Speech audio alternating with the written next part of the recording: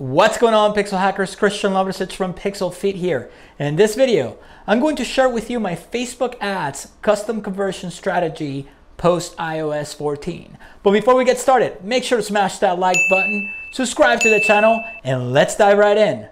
So ever since iOS 14 was rolled out, I've been thinking about different ways to be able to use custom conversions like I used to before.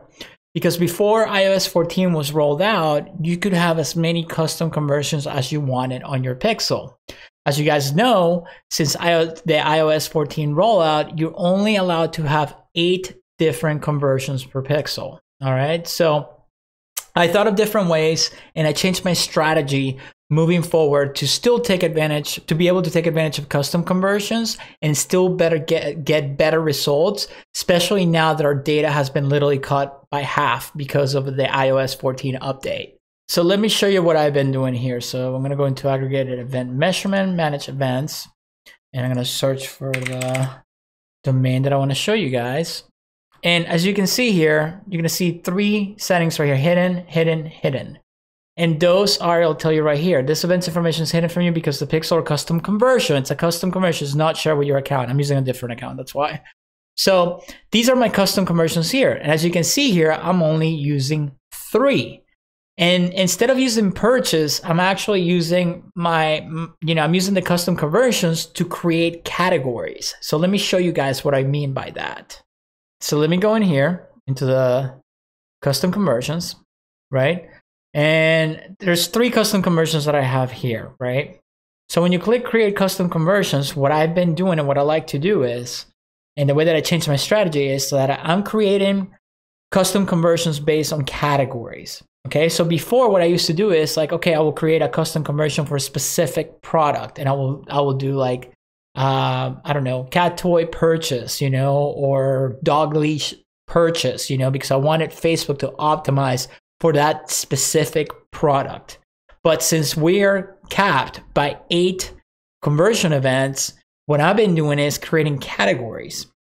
And the cool thing about categories is that it actually creates volume for similar offerings and for similar offers, right? So if you have categories, let's say jeans and t-shirts, right?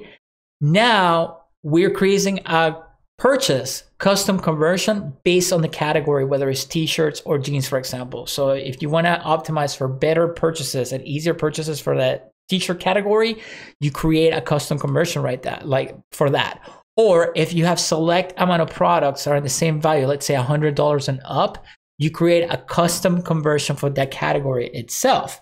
When you do that, what happens is it makes the optimization stronger, right? When you combine all of them, that just single-handedly just wasting one custom conversion on one single product. Now you're grabbing that whole category and putting it together. The cool thing about it is that you don't have to keep creating new custom conversions every time you have a new product. You can add that product to that specific category and it'll be included automatically in that custom conversion. So when you're running traffic to it, the optimization from Facebook is going to be stronger because now they have a pool of information based on that category and that price point, which makes it cool because it makes it stay relevant to that category itself, right? So as far as the custom conversion strategy, there's 2 ways that you can do this. There's 2 ways to create your custom conversions. There's the URL-based custom conversion and there's the parameter-based custom conversion. So I'm going to show you both of them and I'm going to explain to you how it's done. So URL based means that you're going to grab the URL path from the website, right? So I have a random website here. I just pulled something up and you can see here you have your URL. So for example, if I want to create a custom conversion based on, let's say, t-shirts, right? In the t-shirts category, I would just grab this right here and I will go back to Facebook and URL contains men's t-shirt. So that makes it pretty standard, pretty basic. So from now on, your custom conversion is going to be tracked based on the URL. So now you have all your t-shirts and you can create a, custom conversion for purchases based on t-shirts, which makes it stronger. So now parameter based, it's a little bit more trickier. Basically what you're going to do with the parameter base is we're going to utilize the content category parameter. right? And you guys are probably wondering, like, where do I get that from? Well, we're going to use our Pixel helper for that. So the first thing you got to do here, let me clear this. You're going to get rid of this. And instead of URL, you're going to use event parameters, okay? And now it's going to have this little window, drop down user agent contains, and it's asking you for parameter values, okay? So the way to get that is you go back to your website, and parameters are going to be, it's the content ID, so it's specific to a product type. So let's say we're doing t-shirts. I'll go into this t-shirt right here, right? And I'm going to go into my Pixel helper once it loads right here. And I'm going to click on that, right? And now you're going to have your view content information. And you guys got to remember, view content only comes up in product pages. So we click a little arrow right here, and it's going to give us all of this information right here. Content type, which is the product grouping. The content ID, which is the ID specifically for that product itself, the value, the name, the currency, and the content category, right? So we can actually use any of this information to create custom conversions, right? Based on what we want to optimize for. And remember, we're creating categories, so it's easier for Facebook to optimize for what we're looking for. So in this example, I'm going to grab the content ID, that type of specific t-shirt, let's say with that messaging. So I'm going to go back here. And the first thing that I'm going to do is I'm going to change this to actual, the view content event. Where'd it go? So view content, right? And then event parameters, right? And then contains, right? We want it to contain, right? And we change this to the content ID. So my content ID is going to be that number that I selected specifically, right? So let's say you want to do it with something else. Like, for example, let's say you want to optimize for the people that will spend the most in your store, the people that have the money to spend, people that have more than $100 on an impulse buy to purchase from you. Well, what we can do is we can go back in here to our site, right? And then you can grab whatever the value is. So let's say you have multiple products. I'm going to use this t-shirt, for example, but you want to do this with higher values, like $100 and up or something like that. But I'm going to use this as the example. So this t-shirt is $25.95.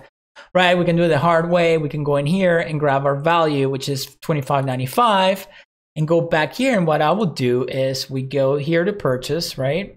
Where'd it go? Purchase. So I'll grab purchase, then event parameters, then value, right? And I put my value. So in this case, $25.95, right? Again, you want to do this with people that spend $100 or more. And then what you're going to do here is you can do equals if you want that exact number, or less than that if you want people who will spend less. I don't know why you would do that. Or greater than. Hey, we want is greater than or equal to. So anybody who's most likely to spend $25.95 or higher, I want that pool of people. So I will group these type of purchasers into one conversion objective. So now when I optimize for that on the ad set, when I choose, that custom conversion in my ad set, Facebook is going to optimize for people who are, who are most likely to spend $100 and up. Okay. And you can do this, remember, you can do this with everything, with categories, value, content name, product, groups and stuff like that. So you have many choices. So what I'm doing is I'm replacing 3 of my events with custom conversions, so I can optimize much better and for higher quality of traffic. All right. And remember, if you create, up to 3 custom conversions, you're not stuck with those conversions forever. You can actually swap them. You can actually change them.